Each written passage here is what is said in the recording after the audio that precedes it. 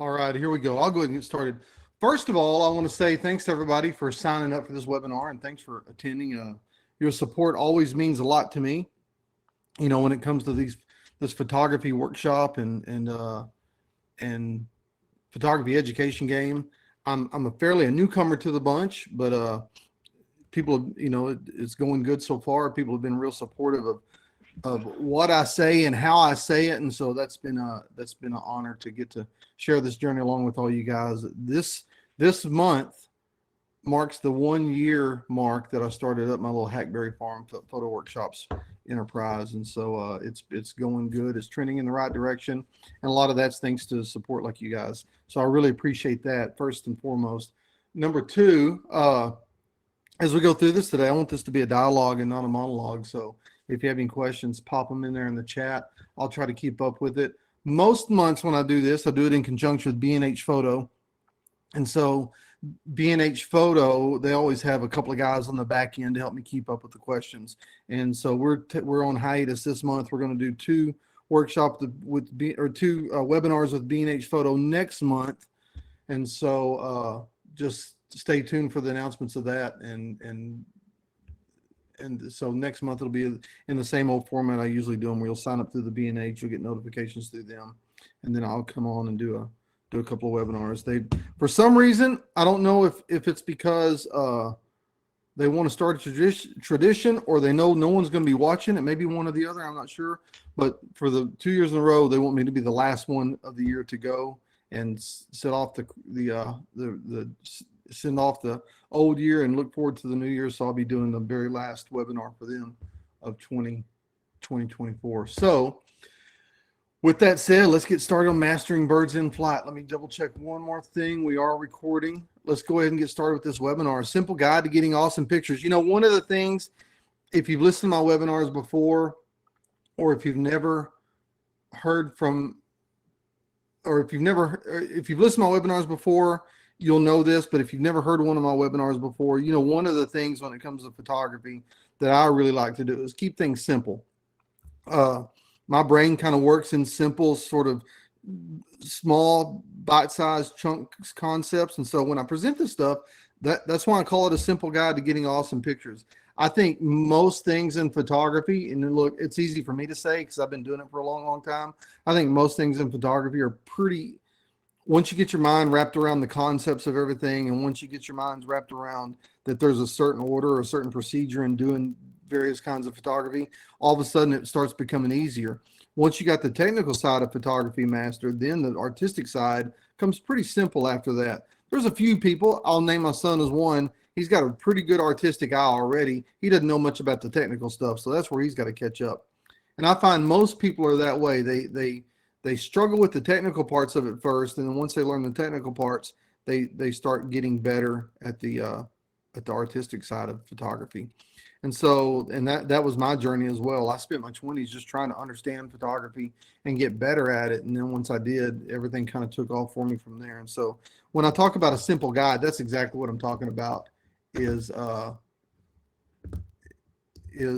want to make sure that you have a simplified understanding of what all is going on here. And if you don't know me, my name is Russell Graves. I'm coming to you live from Hackberry Farm near Dodge City, Texas. I think it was Jeffrey that mentioned earlier in the chat before we got started. It's a beautiful day. It's been a beautiful week. We finally got rain last week, which has been a godsend because I know all over Texas and really all over a lot of the United States, we've been in a drought for the past few months. And so rain is always welcome. And so now we're finally getting into the fall weather where the temperatures are in the low 70s. Mornings are absolutely beautiful in the 40s and 50s. And it feels like fall. We finally got all the heat. So I'm knocking on wood because of that. And so one of the things that I think is important in your photography journey is just learning how to do birds in flight. I know that's a concept that really interests a lot of people. And again, through this presentation today, I hope to sort of break it down. I'm going to tell you how my settings are and how I do things. Now, I'll go ahead and give you this disclaimer up front that a lot of times you'll hear me describe photography as being a lot like Google Maps on your phone. You can dial in how to get from your house to somewhere else on Google Maps, and Google Maps are going to give you 3 different options on which way to go. But the thing all three options do is get you to the same point. You just got to decide which route is best for you. And that's how then when it comes to photography, particularly in birds in flight, the way I'm going to talk about it today is the way I do things. Now, you may have some variations in the way you do things. You may have heard other people talk about a different way of doing things, but in the end, if you follow some just basic fundamental principles of photography, all the routes will get you to the same point. And those basic fundamentals for this particular talk include, how we set the camera to get the proper exposures. What are some considerations we use? Tripod, no tripod, what are we looking at there? And really just sort of a basic camera setup, how all the settings are supposed to go, or I think how they're supposed to be. Now, when we look at this today, you're going to notice that these settings are maybe run a little bit counter to, a typical wildlife shoot or something like that, because there are some specific settings you'll need to set your camera and your lens at to make sure you get the optimum use out of them when you do try to capture birds in flight. But really what all this comes down to, and you'll hear me talk about this a lot as this presentation goes, a lot of what birds in flight photography comes down to is the one thing that everyone needs to do when it comes to any kind of photography, and that's just practice. Excuse me. So how do you get pictures like this? More importantly, how do you get pictures like this consistently? And that's what we're going to talk about today. I'm a believer that when you set your camera up to do a type of photography, whether it's landscape or birds in flight or star trails or whatever else, it's kind of a shampoo analogy. If you look at all the shampoo bottles, famously they say wash, rinse, repeat. You do the same thing over and over again. And that's how it is for photography, especially birds in flight. I have a basic set of camera settings that I set my camera at, and I do it the same way each and every time. That way it builds muscle memory, number one. Number two, I'm not experimenting with settings when the eagle's trying to catch a fish out of the water. I've got it dialed in and I know exactly how my camera is going to perform. And number three, that repeatability just helps you, excuse me, when you're in the field, get your camera set up the same way each and every time. So as you know, photographing birds in flight is a dynamic way to capture those behaviors and to create some really, really memorable photos. I'll tell you this story, but when next September, and I remember this because I found one of the first pictures I ever took with a digital camera, and I had a big 20 by 30 enlargement made of it to test it, and it was a picture of my daughter. And so before that, I shot film. I started taking pictures as a hobby, like probably around 1986, 1987. Got really serious about it because I started selling a few pictures to magazines in my late teens, early 20s, and I just fell in love with the fact that if you can make money or a living doing this, I'm hooked. But up until I was 35 years old, I shot film all the time, and so this birds in flight, if I happen to get lucky, I'd try it, but I never would really try it that much because if you shot film, anyone listen to me, shot film in the past, it was prohibitively expensive to mess up and make mistakes. And so I just never did it. But once digital photography came along and I saw how easy it could be, and I saw how you could use your mistakes as a springboard to perfecting your craft. And, again, this photography is like golf. You'll never play it perfectly. You can only hope to get a little bit better and better, incrementally better as time goes along and learn new things. And so as you practice the craft of photography, I found that digital rewarded me for making mistakes because I learned how to keep doing it better and better and refine my technique. And so, but to finish my story, this coming up September 2025 marks the 20th year since I made the switch to digital. And since then, this birds in flight has become really one of my favorite things to do when I'm in the field. And so when we first begin, I want to talk about the basics, and these basics really have nothing to do with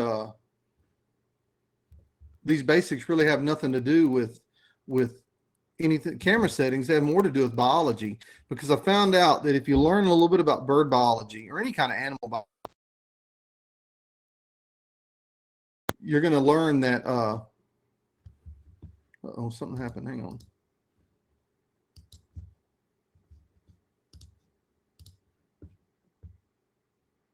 There we go. Had a little glitch in the system. Sorry about that. Anyway, you're going to learn that the more you know about an animal's behaviors, the the more predictable your results become, because then you can go out and you can see a bird, and if you know just some basic biology about that bird, and really all birds, the thing we're going to talk about, you can put the odds in your favor of being able to get good dynamic birds in flight pictures. And here's one thing right here: birds almost always take off and land into the wind. Just like if you go to an airport right now, the runways are configured to take advantage of the prevailing winds that usually blow in a particular area where that airport is. For example, you go to Dallas Fort Worth International Airport, the runways skew southeast to northwest, because those are the two directions that most of our winds come from. If we have a southeast wind, the planes take off and land into the southeast wind, so they're going towards the southeast. If it's a northwest wind, they do the opposite thing. And the reason why is that extra wind running across the wings of a bird or an airplane help give it more lift, and so it's a lot more efficient for them as they take off. And so one of the first things I do when I'm trying to decide, is it going to be worth even trying to take pictures of birds in flight, I take the wind into account. And most of the time you can make it work. I think under best case scenario, during this time of year, let's say if you go somewhere like Bosque del Apache in New Mexico, you almost always want kind of a southerly southwest wind, because that way most of the time, with the sun coming up the east or the sun coming up the west, the birds will be landing towards you. But it's really, the direction of the wind is really specific to the location you're at. And so, but keep that in mind. Birds almost always land and take off into the wind, and that's good for planning purposes. And another thing too, and it's like clockwork. Birds often poop right before they take off. So if you have a bird perched, and we did a workshop last week in Caddo Lake, and there'd be birds perched up on some trees or on some posts, and they'd be facing the wind.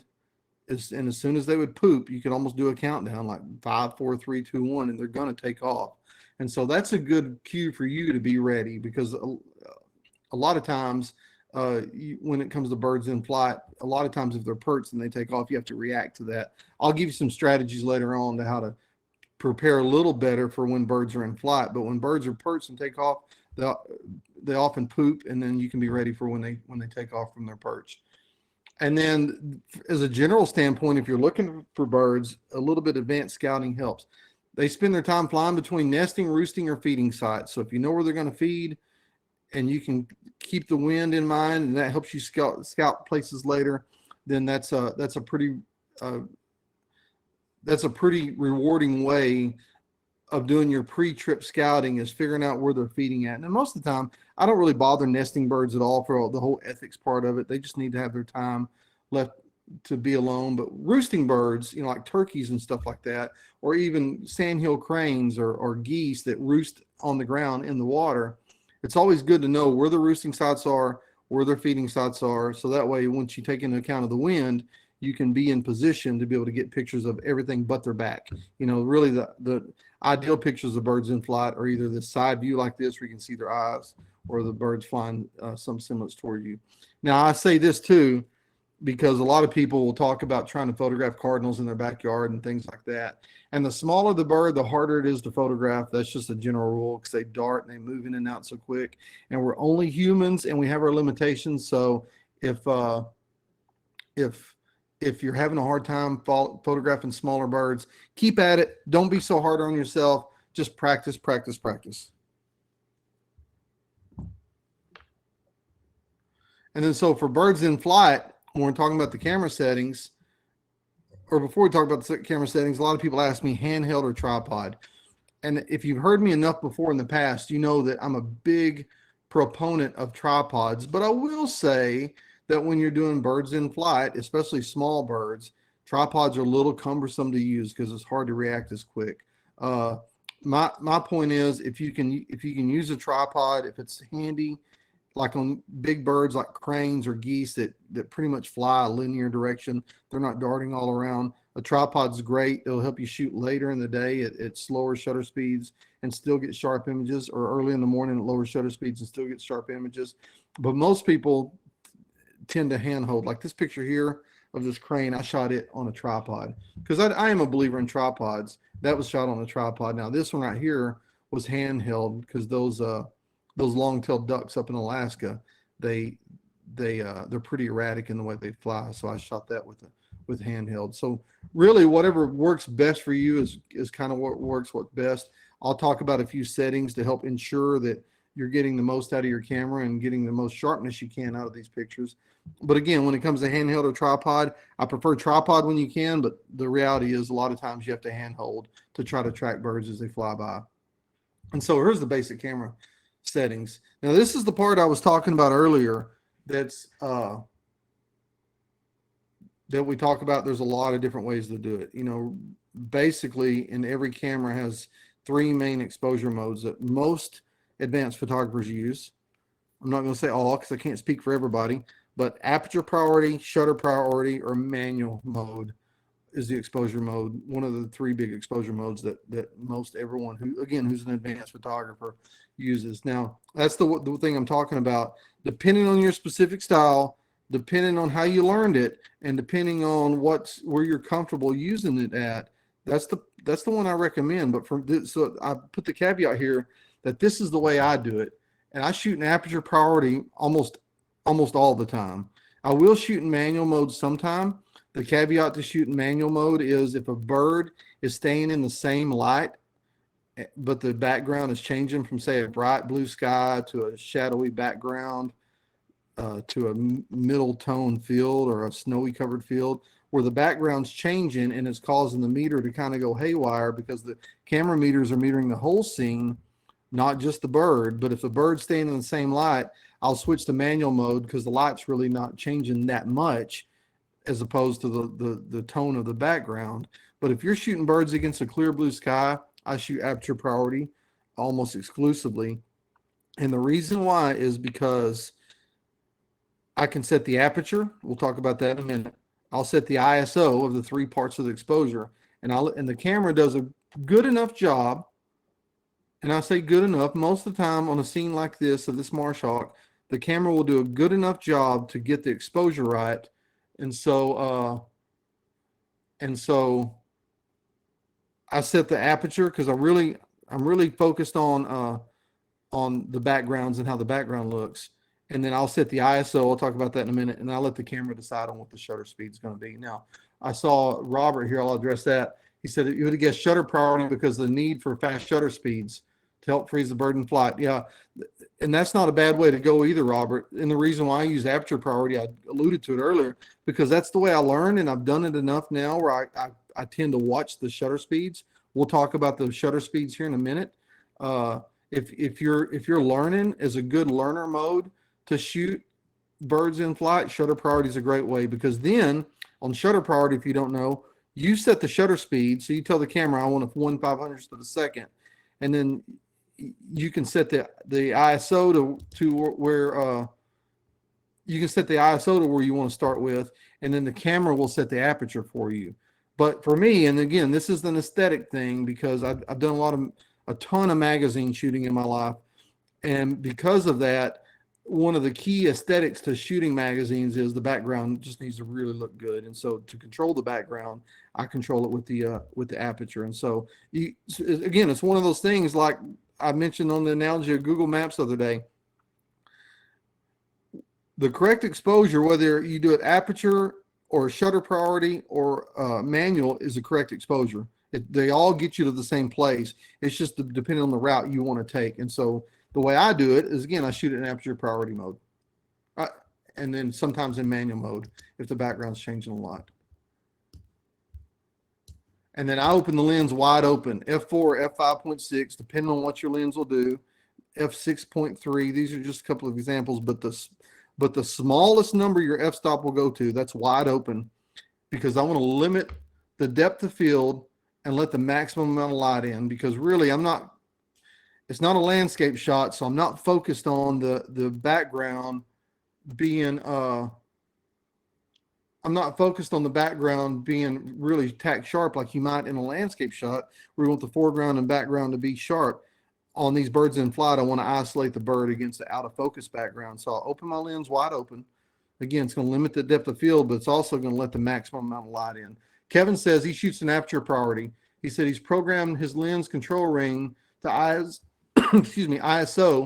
letting them trade off ISO and shutter speed with one adjustment. Yeah, that's a good way of doing it too. I'm not as fancy as Kevin because even though I shoot mirrorless cameras, I've still got all my old Canon lenses, so they don't have the control ring on the barrel like some of the new Canon lenses have, or Nikon or Sony or whoever else. And so, but his way of doing it's a good way of doing it too. And again, there's no inherently wrong way of your basic camera settings. It's whatever works best for you. The key thing is get good at that way. Understand why it works. Understand why you're getting the results you're going to get.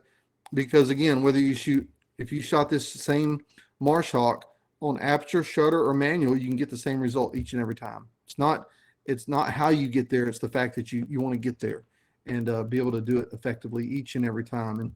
And I found, to get a little preachy here, that's the one thing a lot of people struggle with that I deal with, is the fact that they understand the camera and how it works, but they struggle for consistency. They don't have as many keepers necessarily all the time that they want. And so that's why, again, I preach, no matter which mode you choose to use, just understand that mode inside and out, and understand why you're getting the results you're getting. Because once you do, that's when consistency starts to follow. And then I'd mention, Robert, shutter priority is a good mode as well, because that way you can set your shutter speed, set your ISO, let the camera set the aperture, and that's not a bad way to go either. If you ever shot a picture of a puffin before, they're really hard. I'll tell you the technique I use for this and a lot of other fast-moving birds here later on when we talk about some practice techniques. And I'll talk about big birds like this yellow-billed stork too, that are the same way. Some techniques you can get really consistent with doing that. So front button or back button focus. I've done a webinar in the past called Debatables in Photography. And for me, and again, this isn't saying this is right or wrong because I've used both, but for me, I prefer the front button focus. And the reason that is I shoot Canon cameras, and this is the design element of Canon. I've found that when I use front button focus, it makes it easier for me to focus and press the button at the, to fire the shutter at the same time. Because if I relegate on Canon cameras, I'll say this, because Nikon's different, Sony's different, Olympus is different, I'm pretty sure. But on Canon cameras, if you relegate your thumb to just the back button focus, you lose the ability to control the big wheel on back that lets you make some other changes to your aperture settings or your shutter speed settings or whatever. And I know you can reconfigure all those buttons the way you want to, but again, a lot of my methods go back to, there was a time on Canon cameras when I was shooting Canon film cameras that you couldn't program those buttons to do anything different. And so you had to be relegated to that big wheel in the back, changing your aperture or your shutter speed or whatever, or doing the exposure compensation. And so as I went from film to the early basic digitals to the more advanced digital bodies and to the mirrorless cameras, I always kept my settings the same, and the buttons would always do the same, more out of muscle memory than anything, and having to retrain myself. But I know a lot of people use back button focus, and again, I've used it before. So whatever works for you, it doesn't really matter which one, as long as you can be consistent in your results. It doesn't really matter if you use front button or back button focus, because they'll all both do the same thing. And again, what I'm telling you today is just my preference. And if you need validation that back button focus works, it absolutely works. If you need validation that front button focus works, it absolutely works, because all these pictures I'm showing you right now are taken with front button focus. That's one of the coolest shots. I'm just going to say it right now. It's one of the coolest shots I've taken in my mind in a while. I woke up one morning. What you can't see is the hummingbird feeder off to the right. I woke up one morning, and as I usually do before the sun comes up, I'll go for a 2 or 3 mile walk. Got back, was sitting on the front porch of my barn waiting for the sun to come up, and the hummingbirds started buzzing around. This was back in September, I think, when I shot this. We had a ton of hummingbirds this year.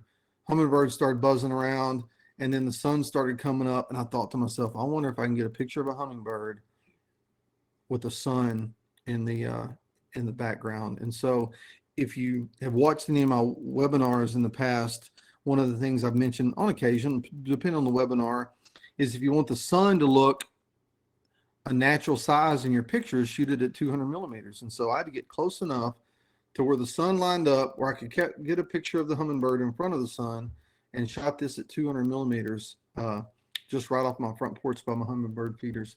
And what's cool about it, and I discovered this after the fact, that I've got more pictures to show you, but when these when the little wings are backlit, it's kind of a rainbow looking. And I think there's another picture in here, you'll see that. So, but I shot that with front button focus. All the settings I showed you earlier, that was all shot the same. And really all I had to do in the end was to control my my depth of field and make sure that in the ISO to make sure that, you know, the picture wasn't blown out. And I've got a checklist towards the end that you can write down, or you can go back and type it up or print it off or whatever on this presentation. They'll kind of, every time I go out to take birds in flight pictures, that I'll do this checklist. So all these things we're just kind of slowing down talking about, I will have it in a more concise checklist form later on in this presentation. And so another thing I do, and really for me, this was the game changer when I figured this out a while back. Make sure on your lens that the focus limiter is set appropriately. And if you don't want to know what a focus limiter is, if you've ever seen this button, I think this is off the Canon's like 500 and 600 millimeter lenses.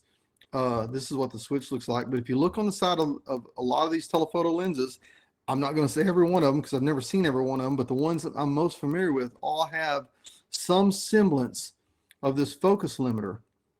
And what it does is, if you look at this first setting, it's telling the lens you can focus the full range from 2.5 meters all the way out to infinity. And then the second range is 2.5 to 6.4 meters. And then this last range is 6.4 meters to infinity. So if I'm doing birds in flight, knowing the birds are going to be further than 6.4 meters, which is roughly 20 feet away, if I'm doing my math, it's close to 20 feet, if I'm doing my math right. So it's telling me if I set it to that last setting on the right, it's only going to focus on things from 20 feet to infinity. Now that doesn't sound like a big change, but if you think about so in this range here, 2.5 meters to infinity, it takes those internal mechanisms in that camera to rotate almost a full 180 degrees to achieve focus from 2.5 meters to infinity.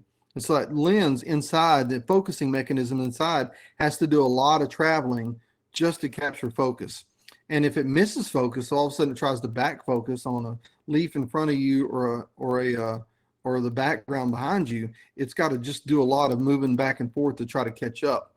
If you turn on the focus limiter, it's going to limit it from 20 feet to infinity. Now, instead of the internal mechanisms rotating almost 180 degrees to obtain focus, it may only be rotating 25 degrees at that point. So the lens internally has to travel to achieve focus is a whole lot less. And as a result, but if you use this lens limiter, this focus limiter, as a result, you're able to achieve autofocus a lot faster and a lot more consistent than if you're using the full range of autofocus, if that makes sense. Again, play with that. It's just amazing. Now, on all these settings we're talking about, the one thing you've got to do is when you transition to photograph something else, you got to remember that you set it one way, set it all back, because if you're shooting pictures of backyard birds and they're sitting on a perch, you may be closer than about 2.5 meters away. So you want to set it back there. And can't tell you how many times I've set that limiter, and all of a sudden the lens isn't focusing right, and I realize, I've had it set to when I was doing birds in flight. I've just got to reset it. Again, when you use the focus limiter and you select this setting here, the 6.4 meters to infinity, then the lens inside, the mechanism inside has to physically turn less. And so because it turns less, it just achieves autofocus a lot quicker, and it seems to be a little more accurate to me. Now, whether it's technically accurate, I don't know, but it just doesn't have to move nearly as much to achieve autofocus. And if all the things I'm talking about, if you've got the whole exposure part figured out and your camera settings figured out, this part right here is really the game changer. And this is when I figured that out and I started setting my lens accordingly. My keeper rate went way, way up, just because, again, the lens becomes a lot more accurate. And so basic camera settings continued.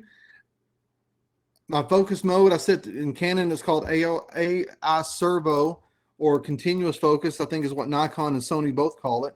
In other words, when you press the back button or you press the front button to focus, the focus is continually moving. It's not just locking on and then stopping right there, and you have to take your finger off the button and reset it to make it to turn the focus back on. I tend to use let it focus continually, because when you're doing birds in flight, if you're onto a whole lot of them, if you're somewhere like Bosque del Apache, to mention that again, where you've got a constant flight of sandhill cranes coming in, or snow geese coming in, and you're constantly moving from one bird switch to the next, that continuous focus mode will really save you a lot of headache from you pressing a button, then all of a sudden the focus didn't change and you have to repress it again. So again, this focus mode, AI servo or continuous focus, means once it locks onto its subject, it's going to continue to adjust the focus as the bird gets closer and closer. If you're using that single shot mode, you've got to constantly be pressing the button to get the camera to keep up. So make sure you change your focus setting. And then I don't know who all uses mirrorless cameras now. I know a big part of us do. So if you're using a mirrorless camera, the eye tracking focusing works really, really good. Or I mentioned Canon because I've used Nikon, I've used Sony. I know how they all operate. The beautiful thing about cameras is no matter the brand name on the front of them, they all essentially operate the same. But I can only be specific to the camera I've used the most on my DSLRs. And typically the center point with all the surrounding points turned on around it is about the most accurate I've found. So when I'm setting my focus point on my mirrorless camera, I set it to eye tracking. That's what this bald eagle was shot with. And that's kind of cool, because those bald eagles have like a gimbal in their head. Even when they'll do this behavior, if they're flying to try to catch something out of the water, and they feel like in their mind they've overcalculated, or they're in their calculations, they're going to overshoot their target, they'll flip upside down, which causes them to lose lift, and then they'll drop out of the sky, and then at the last minute they flip over. If you've ever seen the movie with Denzel Washington called Flight, he did the same thing to a passenger plane where they were coming in. He was trying to get control of the plane, so he flipped it upside down so it would lose lift, and at the last minute he flipped back over and was able to land that plane where he wanted to. Bald eagles do the same thing. But what's amazing about it is you can see here, and this is the really cool thing about photography, is you capture this one single moment. If you notice, even though he flips upside down to lose lift and to try to readjust his angle of attack, the one thing that never happens is he never takes his eye off his target. And I always thought that was a cool shot there. Here's a plug. If you read the Journal of Nature Photography, you may recognize this shot here because it was on the cover, or the Journal of Wildlife Photography. I'm sorry. This is on the cover of the latest issue of the Journal of Wildlife Photography. It was a picture that I shot of a common nighthawk. They were swimming by this pond drinking water, and that's where it goes back to the basic biological facts that I told you earlier, that when I saw these birds, I knew that it was getting late in the evening and they were starting to stage around this water, and I felt like they were coming in to drink. And so I got on the end of the pond where the wind was in the best position to give me the most chances at these birds as they flew by. And so they're flying into the wind as they're slowing down to get a drink of water. And then, took advantage of when I said they're feeding, or they're always flying towards feeding areas, or feeding includes drinking, feeding areas, nesting areas, or roosting areas. This is their last thing they were doing before they went to roost, or before they went out flying that evening. They actually fly at night. And so ISO varies what I usually set it at. If I'm in bright sun, I start between 400 and 800 ISO. Now, again, this is a personal preference. This doesn't mean it's a wrong thing to do. I know we have the ability now to set auto ISO. For me, I've just never been a big fan of it. And the reason why is because I use exposure compensation a lot. And it's, at least with my cameras, it seems to me, and I may be doing it wrong, so I'll admit that. I've just never adopted it as a practice. So I haven't used it enough to try it out. But I know whenever I try to do exposure compensation, that the ISO just compensates for me and doesn't allow me to dial in that exposure compensation properly. So if it's in bright sun, I start between 400 and 800 ISO. And I'll in a minute, when I talk about my checklist, I'll tell you sort of the protocol that I do.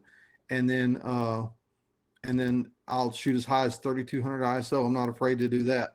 We had someone on the workshop with us last week that she kept getting some birds in flight were a little bit blurry, and because she was afraid to shoot higher than about 1,000 ISO. And these cameras today, if you've got a fairly modern camera, well, even if you have an older camera, I was experimenting with this last night, that these shots I took at ISO 1600, 2500 10 years ago, they're a little bit noisy. You can run it through the denoise on Lightroom, and it really cleans it up nicely. So I wouldn't be afraid to shoot as high as ISO 3200 as a general practice. Sometimes I might go even higher than that, but really the whole point of raising your ISO is to keep that fast enough shutter speed, as Robert mentioned earlier, and to be able to keep it a fast enough shutter speed so you can freeze the action like in a shot like this. Now, you'll notice in a lot of these pictures, this really doesn't bother me that bad. The wing tips are a little bit blurred. That whole look, really, I kind of like, because it suggests some motion. So really, the only thing I try to be a stickler about that's really sharp is the eyeball. If some of the wings go a little bit blurry, I'm not too worried about that, because again, I think it looks good when it does that. It doesn't the pictures don't always have to be perfectly frozen wings like you see. Now, if you're entering in a photo contest, the judges may say something different, but for me, that's just an aesthetic choice, that it doesn't bother me to have the wing tips a little bit blurred. And then a few more basic camera settings. I set the frame rate to burst mode, and that's different people call it different things, but essentially I'm setting my camera on the frame rate to as many pictures as it'll take in a second. All these cameras have a little bit different settings for the way they look. You got high and low and single, and birds in flight. Often, if the birds are moving pretty fast, it's kind of a game of attrition. You're just trying to shoot a lot of pictures and as many as you can to give yourself some cheap insurance that everything operated properly at the time you shot the pictures. So I'll set my frame rate to the highest mode you can in burst mode, so that way you can take as many pictures as you can in a second. And then with mirrorless cameras, you've got the choice of a lot of them, the choice of mechanical shutter, electronic shutter. Electronic shutter will give you a little bit better performance in terms of a faster frame rate. And so again, since it's kind of a game of attrition, I will change it to electronic frame rate, so I can take just as many as I can whenever I push the button down for that 2 or 3 or 4 seconds. Now, you end up taking a lot of pictures, and you end up taking a lot of pictures that are no good. But again, when you're trying to capture something as fleeting as a bird in flight, flying by, all those little techniques you do puts the odds in your favor that you're going to get some pictures that are going to be keepers you're going to want to keep later on. Got a comment here from Glenn. When shooting a diving osprey with the background changing from dark sky vegetation, the camera's R5 is challenging to keep in focus. It is, because that eye focus oftentimes will look for a point of contrast, and if there's a whole lot of contrast in the background, sometimes it may be best to set it over to just that single center focusing point and just try to track the bird as best you can. I found the eye tracking works well. It works well more often than not, but it's not infallible either. If you've ever been somewhere like Africa and shot pictures of zebras, you know that the eye tracking on some of these cameras gets fooled by that hard point of contrast on a zebra, and it just can't find the eye, because the camera doesn't look at the scene and like, oh, there's the bird's eye, I'm just going to focus on that. It looks for a point of contrast, like on this roseate spoonbill, that point right around the eye, and it does its best job to try to calculate that. So if you shoot a zoom lens, shoot a little bit loose, and I'll show you an example here in a minute when I switch the screens. In other words, if you need all 500 millimeters or all 600 millimeters on like a 150 to 600 millimeter zoom to get the bird fill in the focus as much as you can, because when it comes to eye tracking focus, it's going to work best if the bird is as big as you can get it in the frame. It'll help. It'll do a much better job of finding the eye and achieving autofocus. But if you're really close to birds and you can shoot a little bit loose, because shooting loose will help you in your post-processing composition.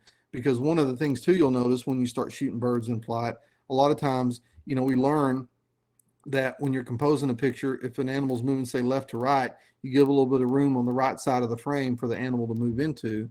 Well, it's easier said than done whenever you're shooting pictures of things like birds in flight where they're moving really quick. And so if you shoot a little loose, it'll give you the ability to crop a little bit in post-processing, and you don't have so many constraints on your frame. And so here's the checklist we talked about. And this is important. Every time I go out, since sometimes you have to make a choice, you know, if you're shooting, we came across this last week in Caddo Lake. The person was trying to have one set of settings for the birds perched, and then when it flew, they were trying to change it really fast to get a picture of the bird as it flew away. And so sometimes you just got to make a choice on what you're trying to take pictures of. And since this is in the context of birds in flight, this is what this checklist pertains to. So camera set to aperture priority, or, and I should have put an asterisk after this, whatever mode that you like to use, whether it's manual or shutter priority. And so this is my checklist. What I do, make sure the camera's set to the right priority. I set the lens wide open to f4, f5.6, whatever's the most appropriate, or whatever the lens I have on there. But anyway, in other words, trying to open my lens all the way up to limit the depth of field, like you see in the snow goose picture to the right, and then let in as much light as I can, because I'm really trying to shoot as low as ISO as I can with as high shutter speed as I can. And I'll usually start my ISO about 800. I think for my cameras, the sweet spot is like 400 to 800. That's why I always say that. That's kind of where I start. Not afraid to go above that if I need to, but that's usually where I start at. And then after I get those three basic settings, and those are the three parts of the exposure triangle, I'm letting the camera set my shutter speed, and then I set the lens to where the aperture that I want it, and then I set my ISO, and then I take a few test shots where I'm shooting pictures from to just check the settings. And one of the things I want to do is make sure that with the settings I have right there, I can get a shutter speed that's at least at the focal length that I'm using. That's the old rule that I know y'all have heard about before. If you're shooting a 500 millimeter lens, if you're hand holding it, you want to be at least 1/500th of a second or faster speed to ensure it freezes any kind of motion you introduce into it. Usually with hand holding birds in flight, because you're not standing there static, you're moving too, I usually try to double that. I can shoot it right at it, but usually if I'm shooting a 500 millimeter lens handheld, I'm trying to achieve a shutter speed of 1/1000th of a second or faster. But anyway, my first test is just to kind of see what I'm working with.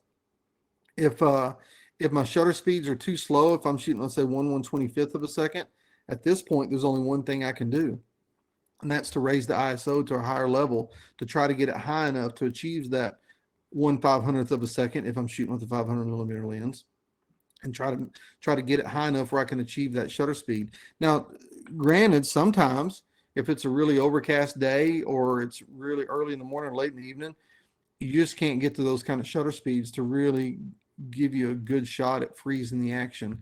And so a lot of times, even if the conditions won't allow me to take as sharp a picture as I want to, I'll still try to take pictures, because every now and then you might get a real pleasing motion blur. But more than anything, just the muscle memory of following the birds and getting a sense of handling your camera and how it all works, and just committing that to your muscle memory and to your mental memory, it goes a long way. And that's why I said earlier about there's a lot that's instructive about just taking bad pictures, because then you're taking bad pictures, but at least the motion, going through the motions, is going to help you out in the end. And then I'm double check to make sure my lens focus limiter is set to where I want it. Again, it's usually from infinity to the biggest number that you'll see on that lens, and that number varies depending on the lens, but usually the biggest number to infinity is where you want to be, because that way that lens is going to perform a whole lot better and achieve focus quicker. And then I set my focus point to eye tracking or to center point focusing, depending on what works best. And sometimes you may can switch between both of them. I think what Glenn was talking about earlier is on a scene like you see on the right here, where you've got a white bird, a mid-tone background, and then mid-tone kind of bottom part of the background, but a dark top part of the background, where you've got, alternates between really dark and really light areas.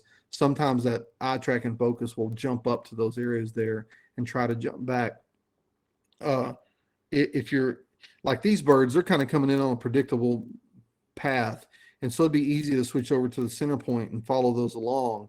But if you've got your focus limiter set, even if it does jump off of focus for a second, most of these cameras, it'll jump back on focus really, really, really quick. And then cameras on continuous focus, because I don't want to have to keep letting my thumb off the button or my forefinger off the button and pressing it again. I want, as long as I've got that back button focus or the front button focus button pressed down, it's going to continually be tracking the focus. And then drive mode set to burst or continuous, because again, as soon as I'm ready to take pictures, I want to lay down as many pictures as I can. It's some people may call that spray and pray. I definitely call it spray. I don't call it pray, because hopefully you've got enough muscle memory and you've got enough knowledge of the settings, like in this checklist I'm giving you, where it's not just you're just hoping for the best. You know that some of the pictures that you take will be better than others, but you'll at least have some keepers in the bunch. And then shutters change to electronic, because again, I'm trying to take as many pictures as I can in the short amount of time as I have. Now, with that said, again, I'll do this for y'all. I'll capture this. I'll do this checklist. I'll just do it as a separate like PDF file. And whenever I send out the email on the replay, I will put a link to this that you can download this file too, if you just want to take it and modify it. This checklist, modify it whatever works best for you on your setting. But again, that's what I do. That's the checklist. Every time I make sure my camera's set to that, and then I go out, and then all I have to do is find birds that are flying around. Now, with that said, there are some best practices for birds in flight. And number one is pick a bird early. If you're somewhere, again, I mentioned Bosque del Apache, because I know a lot of people go out there, and a lot of people, it's such a cool place to go. And because it's a target-rich environment, there's always a lot of birds flying around out there. But it can also be overwhelming. And so if you're there when, say, some snow geese are coming in to feed on corn, or the sandhill cranes are coming in to feed on some flooded areas, there'll be a lot of birds flying in. And so again, it can be overwhelming. And what I usually coach people to do is, number one, pick a bird early. And this is how I do it. I'll look out in the distance and I'll find a bird that looks like, okay, that bird's going to be flying right towards me, so I'm going to pick that one. And the reason why I pick a bird early is because you can, if you're hand holding or on a tripod, you can pick it early and start to track it. And so as that bird gets closer and closer and closer, my autofocus isn't trying to hunt for it. It's already locked on to that bird. And as it gets in that sweet spot zone where it's close enough, then I start taking pictures. And picking a bird early really helps increase my number of keepers. As soon as that bird gets to where I can't photograph it anymore, I look back up, I pick another bird, and just keep doing the same thing. And so what that eliminates me doing is just being really spastic and looking all around for different birds and trying to go from one bird to the next bird to the next bird to the next bird. Because if you jump around like that, you're not giving your camera a chance to work at its best for you, number one. And number two, I at least for me, I end up missing more than I get. So I just be patient, put blinders on, pick one bird early, track it all the way through, and then track the same bird until the end. And the end is either the bird turns off and flies away and you don't get a picture of it, or it lands in front of you and you're able to get some really nice shots of it. Because I can tell you, on these snow geese, there might have been 100 different birds around it, but I picked the one that I thought was flying towards me, and I picked it when he's just a little speck on the horizon, and as he flew in, or her, or whatever it is, flew in closer, I just stayed with it till the end, and then you're able to get a lot of really nice pictures like that. It just makes the whole tracking part a lot easier. And then take lots and lots of pictures. That's really the key thing too. Again, it's not spray and pray. It's just spraying, but we're trying to put the best odds in our favor.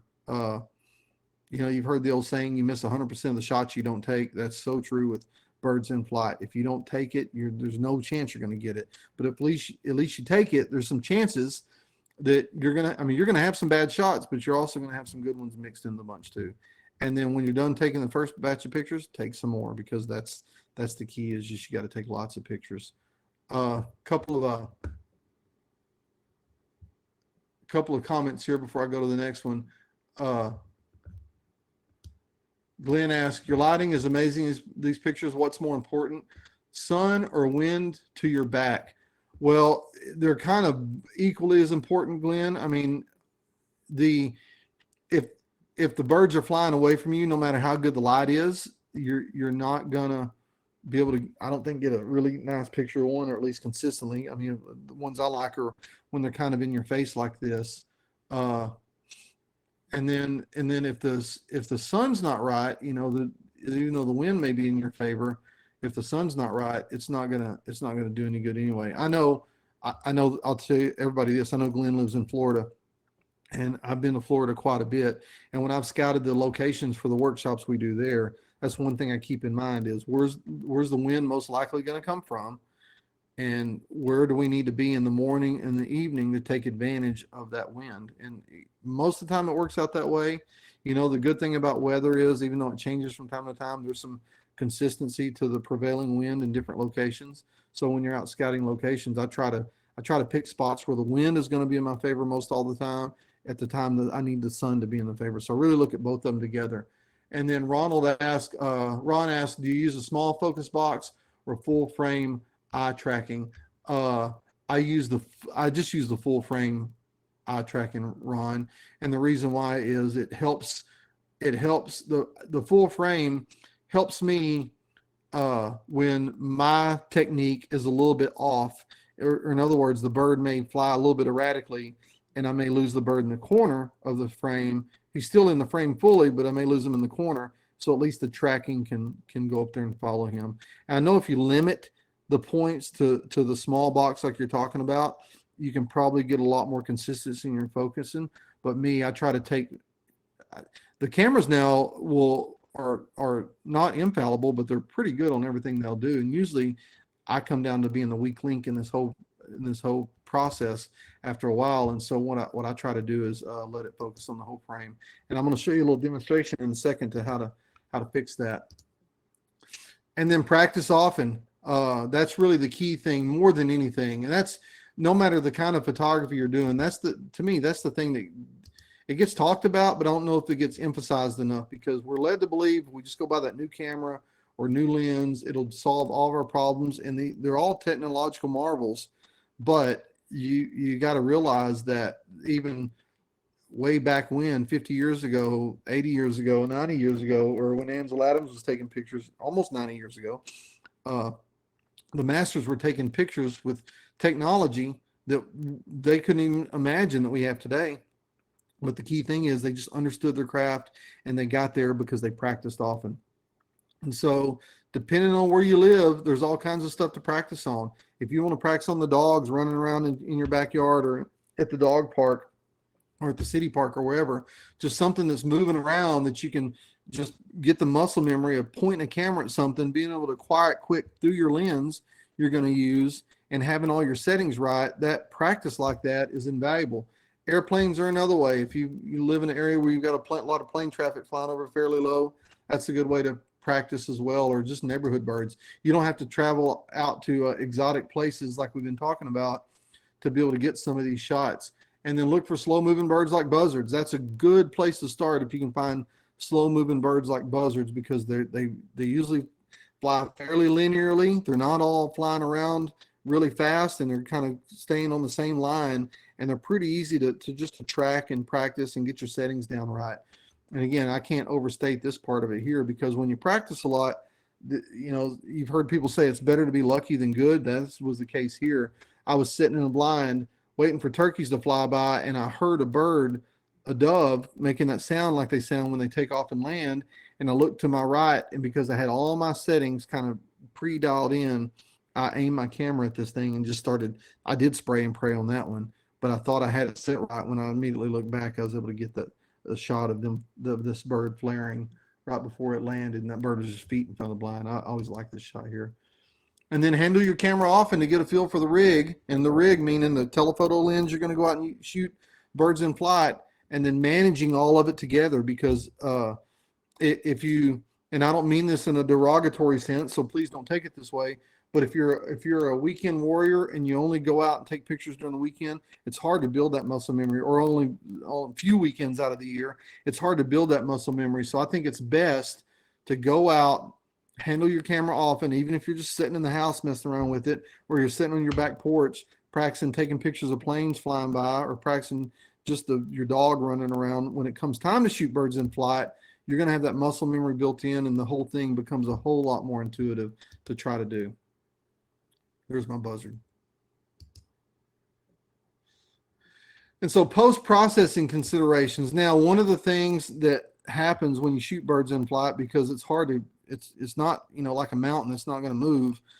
These birds are moving around, and so it's hard to get perfect composition a lot of times on these things. And so I thought I'd throw this post-processing considerations in here to help you out and give you some ideas on a couple things to do. 2 years ago, I thought I was a genius because I came up with a way I'd never heard anyone talk about, where I'd tell people to take a picture of a bird flying and then immediately take a picture of the sky that the bird just flew through right after that. And so in post-processing, you could take that bird out of one sky, put it in the other, in the same sky it just flew through, and all the lighting and the lighting angles and everything matches. And it was a pretty simple 3-step process to do. But when generative fill came out, you don't even have to do that anymore. So, or generative expand. So you can use generative expand to clean up the composition. Let me switch over right quick to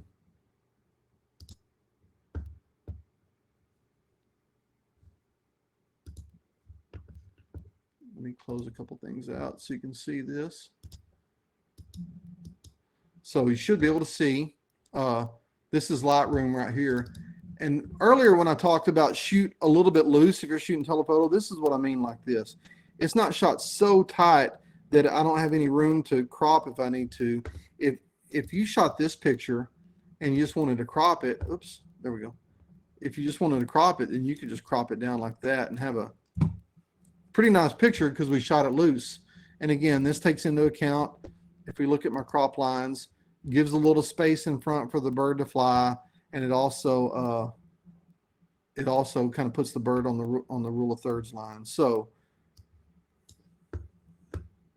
that's why I mentioned shoot a little bit loose earlier. But if we talk about generative expand, let me take that back to where it was. There we go. If we talk about generative expand, I'm going to bring this window up. And if you've never used this before, 2 things. One, you're going to find that it's amazing. But number 2, sometimes you get crazy results. So maybe we like how far the bird is away because we can kind of see the background, but we want to improve its composition. You can choose the cropping box on Photoshop, and then if we just grab the little handle, move it out there, you'll see a pop-up box where it says, what would you like to generate? I'll leave it blank and hit generate. And it goes through its motions there. And as it does, we'll see what kind of results it comes up with for us. Okay, I can see the line there, but you can see sort of what it's getting at. I mean, that's not a perfect generation, but it's probably good enough for this. And so then all we do is, if we like that extra background, then we can kind of crop it down to a little bit better composition. There you go. That's how you do it. And I'll show you one more thing you can do, even if you're out practicing. I'll show you one more picture here. Here's a picture of a snow goose against a pretty bland sky. It was cloudy that evening. And so I do this a lot, where I may crop it just a little bit. And this is a pretty easy post-processing consideration of birds in flight. If you shoot a picture like this, where you've got a bland sky and there's nothing that you can really do with it, all of a sudden, and this is I've been using this trick forever. I cropped it a little bit, get the bird a little bit closer. Then I'm going to do is change the white balance. And then when we change the white balance, all of a sudden it goes from a plain gray image to we can make it look like blue hour silhouette, or make it look like a sundown silhouette. Just if it helps extend your shooting, because even if you're not shooting pictures against a really pretty sky, in post-processing, once you get the bird in flight, you can change the white balance, and I mean, you can really go crazy if you want to like that. And that's all you've got to do. If you look at my other settings, I've changed it no other way than adjust the white balance, and it makes it look like a silhouette. So with that said, we'll stop sharing that. Then let me share my presentation again.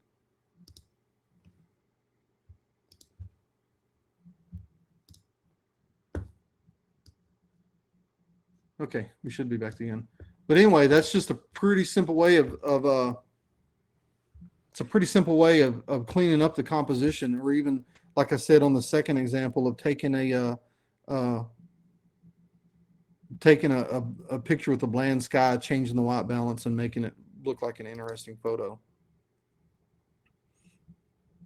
This shot here, and I'm going to show you this because I left it in there so you can see. If you look between the wings, the background's a little different. This is one of those shots I did a couple of years ago where it was the same background the pelican flew through, but it was the empty background. I took the pelican from one shot, erased the background, copied the pelican, moved it to another shot in post-processing to improve the composition on this picture. But again, now with generative expand, because the original picture, this pelican was about to fly out of the left side of the frame, but with generative expand now, you can add all of that, and it's almost seamless. So with that said, just a few more shots, and really encourage everybody that's listening to get out and give it a whirl. And again, some of the settings, again, like I talked about, are, they're personal preferences. You can get by, you can do auto ISO, you can do manual or shutter priorities. You can shoot them at F11 if you think you want to. Really, the main focus is figure out what use those settings I talked about to help automate the process and put the odds in your favor. And really, I think the things that do that are shooting at the fastest frame rate you can, turning your focus limiter on, and then shooting at continuous focus. Despite what camera mode you use, you can still accomplish all these same things, whether you're shooting manual or shutter priority, and figure out what mode works best for you. Automate the process by setting your lens and your camera frame rate and your camera focus accordingly. The key thing is just go out and practice. If I go out, if I haven't done birds in flight a lot, I'm a little rusty. It's just like if you play golf and you haven't played in a while, you're always a little bit rusty. So I always use that time before a trip to really get myself tuned up, really get myself practiced up and ready, and really try to make the most of my adventure. And the way you do that is, and I'll recap this part too, if birds are flying into you or they're flying across you, pick the bird as early as you can and let your camera do the work for you to start tracking it. Then all you have to focus on, once your camera achieves the autofocus, then all you have to focus on is tracking your camera, tracking the bird, keeping it in the frame. And then when it gets close enough to photograph, shoot a bunch of pictures. And as soon as that bird either flies away or lands somewhere, turn around, pick another bird, keep doing it all over again. I know I make it sound pretty simple when I talk about it like that, but it's just wash, rinse, and repeat. So we've been going about an hour and 3 minutes now. Does anybody have any questions? We've had a lot of good comments today. Again, you'll get this presentation on a recording just probably by this evening sometime. You'll get a chance to relook at it again. And I hope you find some inspiration in it. I hope you find a nugget of instruction in it. And if you do all that, feel free to share. Feel free to share your results with me. I'll give you my contact information here in a minute. Lindsay asks, how important is the software you use for post-processing? I'm going to say it this way, Lindsay. If you're doing that generative expand, that becomes pretty important. But honestly, I'd rather not do that. If you've ever shot pictures with me or listened to me enough before, I'm really an advocate of trying to get it right in the camera when you're in the field to have the less post-processing work. And so that's not always possible. I'll admit that. But when you can,